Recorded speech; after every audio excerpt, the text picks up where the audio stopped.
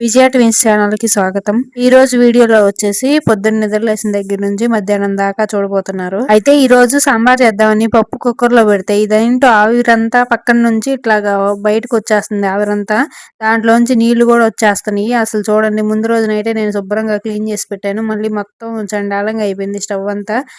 ఇంకా అది ఎందుకో ఏమో ఏం అర్థం కాలేదు. మా ఆయన నేను ఇద్దరం చూసినా కూడా ఇంకా రిపేర్ కన్నా పంపించాలి. అయితే ముందు రోజు అన్నం మిగిలితే ప్రతిసారి పులిహోర ఏమి తింటాంలే అని చెప్పి పాలు పోసి తోడేశాను. సర్ది లాగా తినొచ్చులే అని చెప్పి. మా ఆయనకేమో కొంచెం క్యారేజ్ తీసుకెళ్తాడు కదా, దాంట్లో కానీ పెరుగుకి కొంచెం ఉంచి సపరేట్ గా మిగతా ఈ పాలు మొత్తం ఇంకా దాంట్లోనే పోసాను. అన్నం మునిగేటట్టు మరిన్నే పాలు పోసాను. తెల్లారేసరికి పీల్చుకొని శుభ్రంగా గట్టిగా అయిపోయింది. మళ్ళీ కొంచెం నీళ్ళు వేసి కలుపుకుంటే బాగానే ఉండిద్ది. మా ఆయనకేమో వారానికి ఒక్కసారైనా పులిహోర చేయమంటాడు. నాకేమో పులిహోర అంతగా నచ్చదు. చింతపండు పులిహోర అది అయితే కొంచెం ఒక రకం బాగానే తింటా గానీ అంతగా తినబుద్ధి కాదు. నిమ్మకాయ పులిహోరే చేయమంటాడు మా ఆయన. మళ్ళీ నేను కూడా అదే చేస్తాను, ఎందుకంటే నిమ్మకాయ సి విటమిన్ ఉంటుంది కాబట్టి ఎక్కువ అదే చేస్తుంటారు. ఇంకా నాకు నచ్చకపోయినా కూడా ఎట్టొక్కడ తినాలని. ఇంకా మా పక్కింట్లో మునగాయ చెట్టుకి మునక్కాయలు అసలు భలే ఉన్నాయి, లావు లావుగా. ఇంకా కోసుకొచ్చి సాంబార్ అయితే పెడుతున్నాను. కీర దోసకాయ ముక్కలు కొంచెం కొంచెం దిన్న ముక్కలు ఉంటే అవి కూడా వేసేసాను సాంబార్లోకి, దోసకాయ లేకపోతే. ఇంకా వెయిట్ మెషిన్ కి ఈ మధ్య బ్యాటరీలు అయిపోయినాయి. ఈ రోజు మా ఆయన్ని పొద్దునే వెళ్ళి తీసుకొని రమ్మంటే తీసుకొచ్చాడు కొట్టుకెళ్ళి. తీసుకురాగానే వేసి చూస్తున్నాము. పిల్లలు ఇది నా వెయిట్ నేను అందరం చూసుకున్నాము. వాళ్ళు బాగానే ఉన్నారు కానీ నేనే చాలా పెరిగిపోయా వెయిట్. మా ఆయన రియాక్షన్ పెడతా చూడండి. 66 కేజీలు, 46, 45.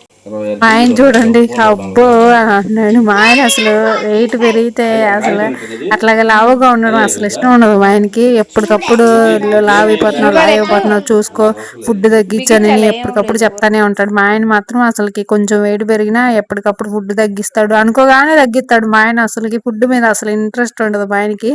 అసలు నాకేమో ఫుడ్ తినకుండా నేను అంటే ఉంటాలే కానీ కష్టంగా ఉంటాను. నేను ఏదైనా డైటింగ్ అది చేసినా కూడా కష్టం, నాకు చాలా కష్టం.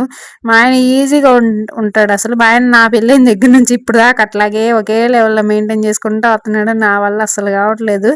ఈ మధ్య ఇంకా పెరిగిపోయాను. కామెంట్స్ లో కూడా చేస్తున్నారు, అక్క వెయిట్ పెరిగిపోతున్నారు కొంచెం చూసుకోండి అని చెప్పి. ఇక్కడైతే మా పిల్లలకి ఇద్దరికి అన్నం అయితే కల్పించాను, పెరుగన్నము. ఈ రోజు ఇండిపెండెన్స్ డే కదా, పెందలాడ రమ్మన్నారంట. పొద్దున్న లేసిన దగ్గర నుంచి ఒకటే గోల, పెందలాడెళ్ళాలి అని చెప్పి. నేను ఇంతకు ముందు కార్తీక మాసంలో డిసెంబరు సంక్రాంతి అప్పుడు వీడియోలు అసలు చాలా తక్కువ పెట్టాను. ఫిబ్రవరి దాకా కూడా ఎప్పుడో వారానికి ఒకటి 4 రోజులకు ఒకసారి అట్లా పెట్టాను, అసలు పట్టించుకోలేదు. అప్పుడు వెయిట్ బాగా కొంచెం తక్కువగా ఉండి బాగున్నాను. అంటే ఎంత లెవెల్గా ఉన్నాను, ఎక్కువ లేను తక్కువ లేను, అట్లాగా చూసుకుంటా ఉన్నాను. ఇప్పుడు వీడియోస్ ఎప్పుడైతే పెట్టడం బాగా ఎక్కువ పెట్టడం స్టార్ట్ చేశాను, ఇంకా వెయిట్ పెరగడం స్టార్ట్ చేశాను. దీనికి రీజన్ ఏంటంటే లేట్గా ఈ వీడియోస్ వల్ల లేట్గా పడుకుంటాము, ఫుడ్ సరిగా తినము.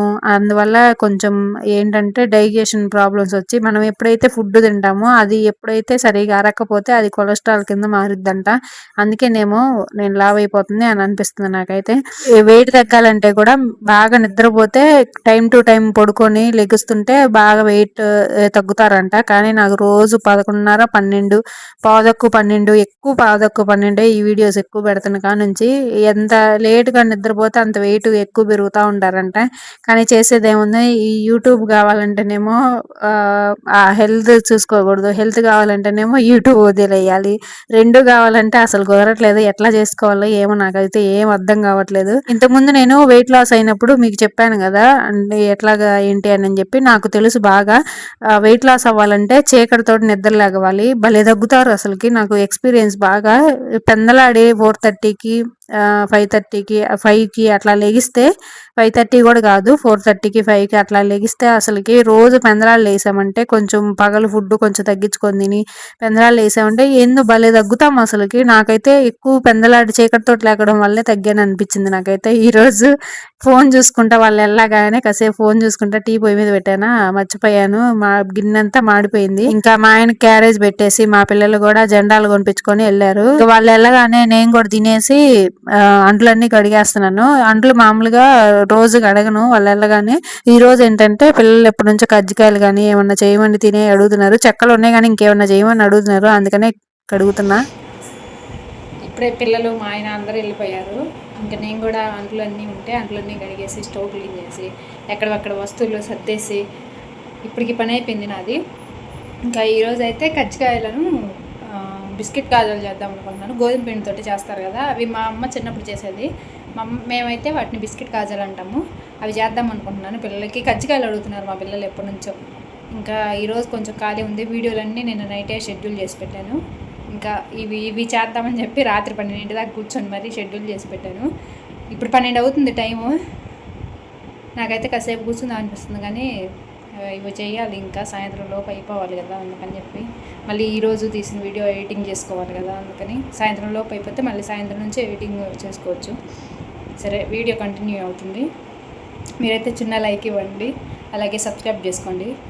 ఇవి మేము చిన్నపిల్లలప్పుడు మా అమ్మ ఎక్కువగా చేసేది గోధుమ పిండితోటి. ఏం లేదు, చాలా ఈజీ, అంటే ఈజీ లాగా అనిపించింది కానీ కొంచెం కష్టమే, టైం ఎక్కువ పట్టిద్ది. మామూలుగా ఇంకా చపాతీ ఎలా కలుపుకుంటాం సేమ్ చపాతీ పిండిలాగా కలుపు వేసుకొని ఇంకా ముద్దలు చేసుకొని ఒత్తేసుకోవాలి. కాకపోతే మనం చపాతీలో ఆయిల్ తోటి కూడా ఒత్తుకుంటాం కదా, ఇవేంటంటే పిండి వేసుకొని మాత్రమే ఒత్తుకొని చపాతీలాగా ఒత్తేసుకొని ఇంకా చాకుతోటి ముక్కలు ముక్కలుగా కట్ చేసుకోవడమే. ముక్కలు కట్ చేసుకున్న వాటిని ఇంకా డీప్ ఫ్రై చేసుకొని ఇంకా బెల్లం చక్కెర పాకం పోసుకుంటే చాలా చాలా బాగుంది. నాకైతే మా అమ్మ చిన్నప్పుడు చేసినప్పుడు నాకు చాలా ఫేవరెట్. నేను ఎక్కువ అడిగి చేయించుకునేదాన్ని. అయితే ఇవి ఇట్లా ఇంకా లేట్ అవుతా ఉంటాయి అని చెప్పి నేను ఎక్కువ చక్రాలు ఇలాంటివి చేస్తుంటా, కానీ ఇవి ఎక్కువ చేయలేదు, మా పిల్లలకి చేసి పెట్టలేదు. ఈ రోజు ఎందుకో గుర్తొచ్చినాయి, చేయాలనిపించింది. చాలా తక్కువగా చేస్తాను, ఎందుకంటే నాకేంటో లేట్ అయినట్టు అనిపించింది. చక్రాలు అనుకోండి, ఓ పక్క ఈ పొయ్యి మీద అవుతా ఉంటే ఓ పక్క ఇవి చేసేయచ్చు, నాకు కొంచెం ఈజీగా అనిపిస్తాయి, అందుకని చెప్పి అయ్యే చేస్తాను. ఇవి కూడా మీరు అలవాటు అయ్యారంటే కనుక వెంటనే చేసుకుంటారు, చాలా బాగుంటాయి. తీగా చాలా క్రిస్పీగా ఉంటాయి. సన్న ముక్కలు కట్ చేసుకుంటాం కదా, చాలా కరకరలు ఆడుతూ ఉంటాయి. ప్లస్ మామూలుగా అయితే ఇట్లా గోధుమ పిండితోటి గవ్వలు చేసుకుంటారు కదా, గవ్వలు నాకు అంతగా నచ్చవు. గవ్వల కంటే కూడా ఇవి చాలా బాగుంటాయి. ఈసారి ఎప్పుడైనా ట్రై చేయండి. మేమైతే వీటిని బిస్కెట్ కాజాలు అని అంటాం, మా అమ్మ అయితే అదే చెప్పిద్ది, మరి మామూలుగా ఏమంటారో నాకైతే తెలియదు.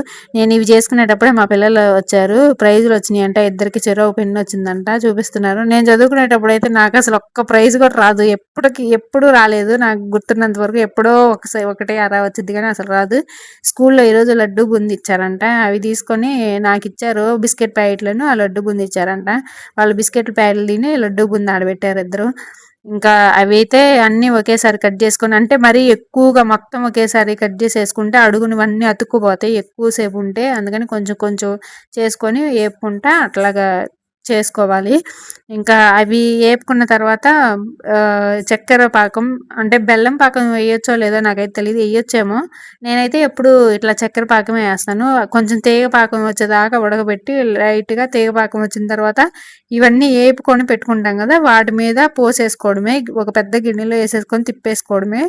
చాలా చాలా బాగుంటాయి, క్రిస్పీగా కరకరలాడతా. ఆయనకు కూడా మా పిల్లలతో పాటు ఇంటికి రాగానే ఒకటి ఇట్లా చేసి పెడితే చాలా ఇష్టంగా తింటాడు. ఫోన్ చూసుకుంటా ఇవి తింటా కొంచెం రిలాక్స్ అవుతాడు. ఇవి బండిలోంచి తీయగానే కొంచెం మెత్తగా అనిపిస్తాయి, కానీ మామూలుగా చపాతీ ఎలా ఉంటాయి అలాగా మెత్తగా అనిపిస్తాయి, కానీ ఆరిపోయిన తర్వాత బాగా క్రిస్పీగా వస్తాయి. అలాగే ఇట్లా చక్కెర పాకం లేత పాకం వచ్చిన తర్వాత పోస్తాం కదా, పాకం పోయిగానే కూడా కొంచెం మెత్తగా అనిపించినట్టు అనిపిస్తాయి. ఆరిపోయిన తర్వాత ఇంకా మంచిగా గలగల సౌండ్ వస్తాయి, అసలు భలే ఉంటాయి.